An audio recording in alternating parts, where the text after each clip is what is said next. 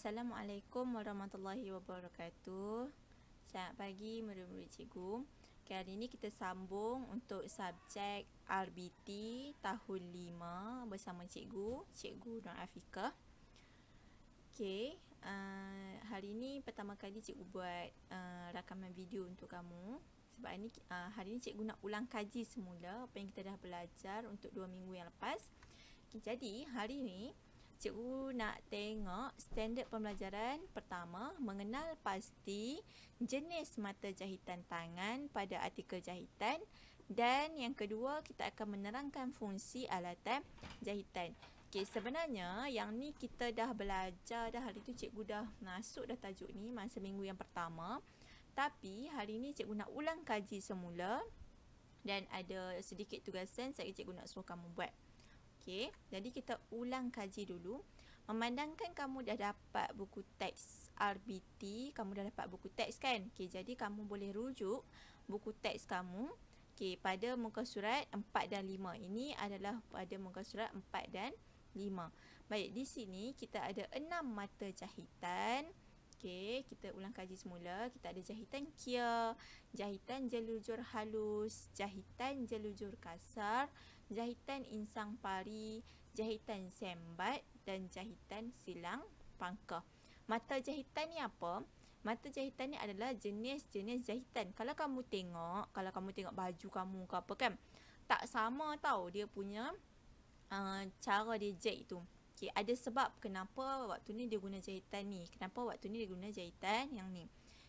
Jadi kalau kamu tengok jahitan kia ni rapat-rapat ni, kamu nampak jahitan kia biasanya digunakan untuk memulakan dan mematikan jahitan. Selalunya orang nak start jahit atau orang nak habiskan jahitan tu, orang akan guna jahitan kia. Dia juga dikenali sebagai jahitan tetap. Jahitan tetap ni maksudnya kita dah tak buka dah. Bila kita jahit, kita dah tak buka. Jahitan yang mati dah lah. Lepas tu dia boleh juga untuk jahit bahagian klem yang meretas serta menggantikan jahitan mesin. Dia boleh ganti jahitan mesin. Dan kedua kita ada jahitan jelujur halus. Jahitan jelujur halus ni kamu jangan confuse dengan jahitan jelujur kasar. Jahitan jelujur halus ni dia kecil-kecil sikit.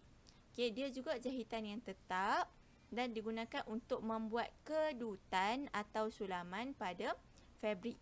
Kamu ingat kata kunci untuk jelujur halus, dia guna untuk buat kedutan atau sulaman.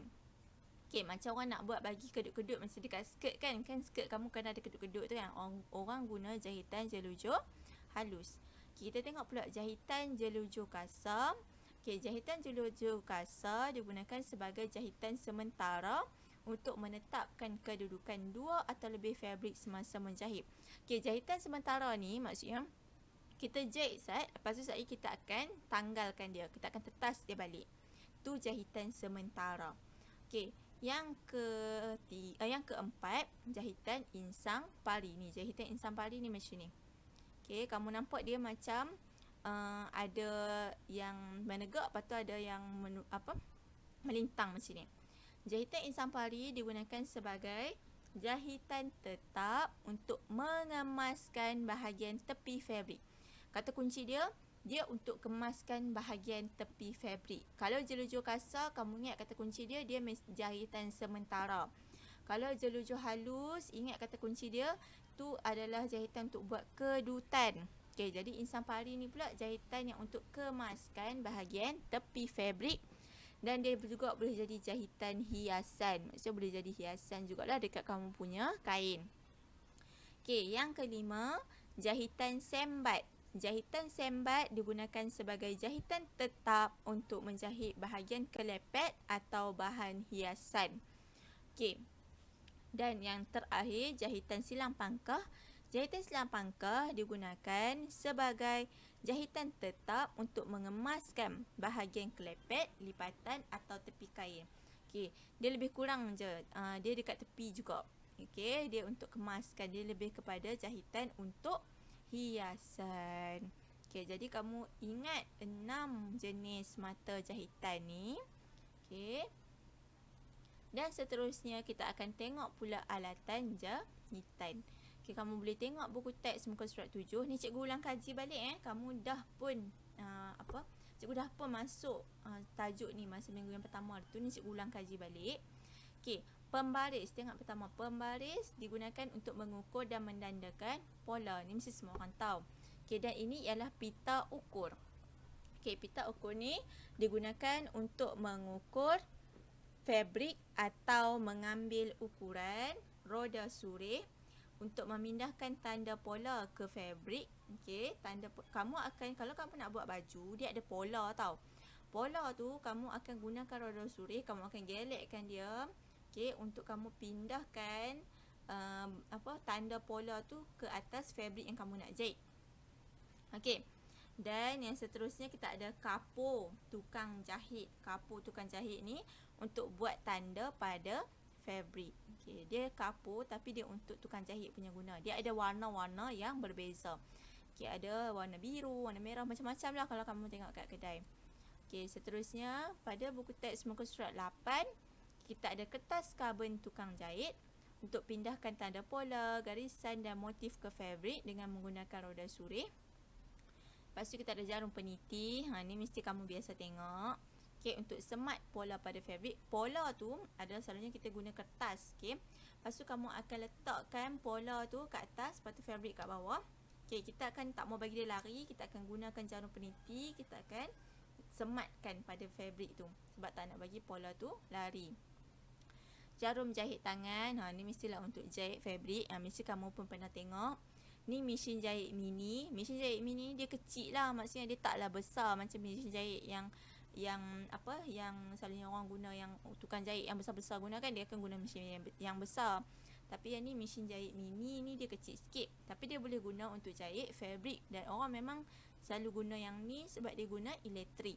Okey, dia ada juga mesin jahit yang kamu pernah tengok tak mesin jahit yang lama tu? Okey, yang ada tempat yang kaki kat bawah tu kan. Itu mesin jahit yang lama dululah, tapi sekarang dah ada mesin jahit yang guna elektrik. Okey. Dan seterusnya kita ada gunting fabrik. Gunting fabrik ni digunakan untuk menggunting fabrik.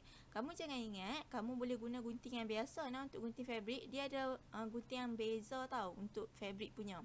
Okey, dia memang dihaskan untuk menggunting fabrik. Lepas tu ada gunting kertas. Ni gunting yang kamu pun ada lah, aku tak periksa kamu. Okey, untuk potong kertas. Okey, lepas tu dia ada mesin jahit tangan. Kalau kamu tengok mesin jahit tangan ni, dia macam stapler tau. Okey, dia kamu tekan-tekan tu, dia akan boleh buat jahitan. Tapi dia untuk simple-simple je lah. Okey, lepas tu kita ada peretas jahitan untuk meretas dan menanggalkan mata jahitan. Okey, masa tadi kan kita belajar jahitan jelujur kasar kan. Kan jahitan jelujur kasar tu dia jahitan sementara. Jadi kalau kamu nak tetas jahitan tu, kamu boleh guna peretas jahitan. Tu gambar peretas jahitan. Okey, ni cikgu ulang kaji saja. Jadi cikgu harap dengan cikgu ulang kaji ni kamu lebih faham dan mudah untuk kamu kenal dan ingat dia punya jenis-jenis mata jahitan dan alatan jahitan. Okey, so untuk tugasan pada minggu ini, cikgu nak kamu buat nota tentang mata jahitan dan alatan jahitan dalam buku. Okey, kamu boleh buat nota dalam buku. Okey, cikgu nak kamu sediakan buku garis yang pendek. Buku garis yang pendek untuk RBT. Buku garis 1 yang pendek untuk RBT. Okey, jadi kamu boleh mula buat nota hari ini. Okey, kamu punya nota tu mengikut aktiviti masing-masing. Okey, cikgu bagi contoh Okey, ni contoh untuk yang mata jahitan. Kan ada 6 kan? Untuk yang mata jahitan, kamu boleh buat dalam bentuk peta minda. Kamu ada 2, nota kamu ada 2. Maksudnya satu mata jahitan dan yang kedua alatan jahitan. Okay, yang mata jahitan, kamu boleh buat dalam bentuk peta minda. Kamu tulislah jahitan kia, lepas tu kamu salin apa jahitan kia tu untuk apa. Ni cikgu titik-titik ni, kamu kena salin fungsi dia. Jahitan kia tu untuk apa. Sampai ke 6 semua mata jahitan. Kalau kamu tak mau buat peta minda macam ni, kamu boleh buat macam lain.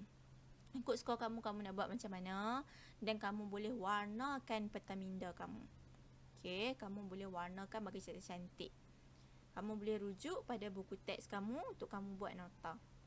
Okey, tu untuk mata jahitan.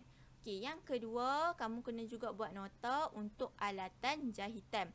Kini cikgu bagi contoh, kamu boleh guna jadual untuk kamu buat nota alatan jahitan. Sebelah ni kamu buat alatan jahitan, sebelah ni kamu buat fungsi dia. Okay, alatan jahitan contohnya pembaris. Fungsi dia untuk ukur dan menandakan pola. Lepas tu kamu ambil lah benda lain pula. Roda surih, kapur, tukang jahit semua tu kan, kamu tulis sini. Fungsi dia kamu tulis kat sebelah sini. Okay, jadi nota kamu hari ni ada 2, iaitu pertamanya tentang mata jahitan dan yang keduanya tentang alatan jahitan. Ada 2 nota. Okay, cikgu bagi kebebasan kepada kamu macam mana kamu nak buat nota kamu tu. Ikut kreativiti masing-masing, bagi dia cantik-cantik, letak warna ke apa, ikut suka kamu. Okay, cikgu beri kebebasan kepada kamu. Okay, bila kamu dah siap nanti, kamu simpan. Nanti cikgu akan semak bila kita dah buka sekolah nanti. Okay, untuk hari ni kamu buat nota sahaja dulu. Cikgu dah pernah bagi kuis kat kamu. Jadi hari ni kamu buat nota pula. Sebab kamu dah dapat buku teks kan. Okay, hari ni kamu buat nota. Tugasan kamu hari ini adalah kamu buat nota untuk 2 tu. Mata jahitan dan alatan jahitan. Okay, jadi untuk hari ni tu saja. Okay, jangan lupa siapkan nota cikgu. 2 nota tu. Okay, nanti cikgu nak tengok dalam buku RBT, buku pendek garis 1. Okay, jadi cikgu harap dengan pembelajaran kita pada hari ini, kau punya kefahaman untuk unit 1 ni lebih baik. Okay, apa-apa masalah kamu boleh PM cikgu, tak ada masalah. Okay, jadi untuk hari ini setakat itu saja. Sekian, terima kasih. Bye.